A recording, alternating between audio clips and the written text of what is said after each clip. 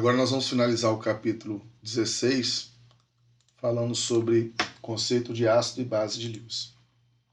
Então, o ácido de Lewis ele é um receptor de par de elétrons, ou seja, o ácido de Lewis é uma espécie que é deficiente em elétrons, ou por ter uma carga positiva, porque ele perdeu elétrons. Então, toda espécie que tem carga positiva, nós falamos que ele é um ácido de Lewis, que está deficiente em elétron e pode ser um receptor de par de elétrons, ou quando você tem uma molécula em que existe um átomo que não tem um octeto completo. Se ele não tem um octeto completo, possivelmente ele vai ter um orbital vazio, que vai poder ser um receptor de par de elétrons. Já uma base de Lewis, ela é um doador de par de elétrons. Quem pode doar par de elétrons, geralmente tem carga negativa, porque tem par de elétrons sobrando, ou um átomo neutro que tem um par de elétrons não ligante. Então ele pode ser um doador de par de elétrons. De qualquer forma, o ácido de Lewis é uma espécie deficiente em elétrons e a base de Lewis é uma espécie rica em elétrons. Observe que os ácidos e as bases de Lewis eles não precisam conter prótons. Consequentemente, a definição de Lewis é uma definição mais geral, mais abrangente de ácidos e bases. Apesar que todas as definições de ácido e base que nós falamos nesse capítulo são importantes. É importante a definição ácido e base de Arrhenius, é importante também a definição ácido e base de Bronsted-Lowry.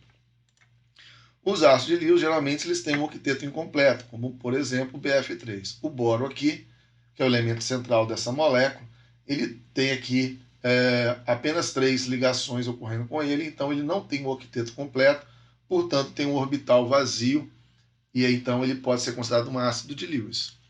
Os íons de metais de transição geralmente são ácidos de Lewis, como, por exemplo, cobre 2+, Fe3+, né, que são cátions de metais de transição que são deficientes em elétrons. Os ácidos de Lewis, então, devem ter um orbital vazio para a qual os pares de elétrons podem ser doados, que é o que acontece com o BF3 aqui, por não ter o octeto completo, e com o cátion, onde você tem deficiência em elétrons. Os compostos com ligações π também podem agir como ácido de Lewis, como no exemplo aqui. O CO2, o dióxido de carbono, existe 2 ligações C-O, né, com o oxigênio do carbono com o oxigênio. Então ele tem 2 ligações π na sua estrutura, porque tem 2 ligações duplas. Um par de elétrons não ligantes da água pode se ligar no carbono, enquanto uma ligação π vai ser deslocada na molécula, o que vai então originar a forma do ácido carbônico, que é um ácido fraco e também pouco estável aqui, já que ele se decompõe facilmente em CO2 e água. Agora nós vamos falar sobre hidrólise de íons metálicos.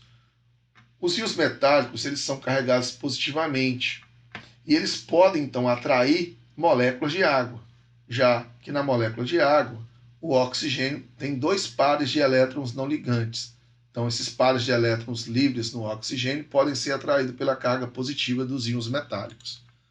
Quanto maior for a carga desse íon metálico e menor o tamanho desse íon metálico, mais forte vai ser a interação desse íon metálico com a água.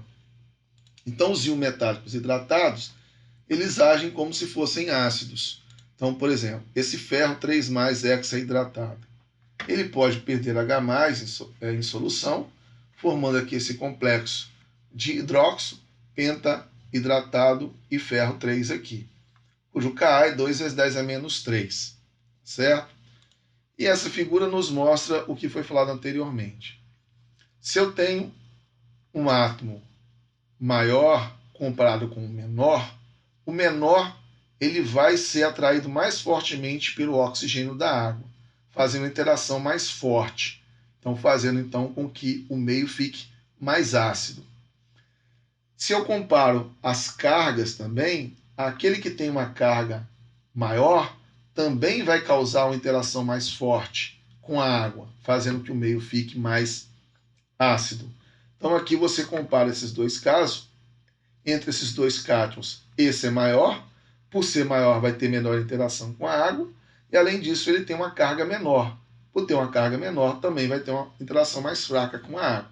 Então aquele que interage mais fortemente com a água é aquele que tem geralmente menor tamanho e maior carga. Isso vai provocar um pH mais ácido. Tá certo? Então, terminamos então o estudo do capítulo 16 e até o próximo capítulo.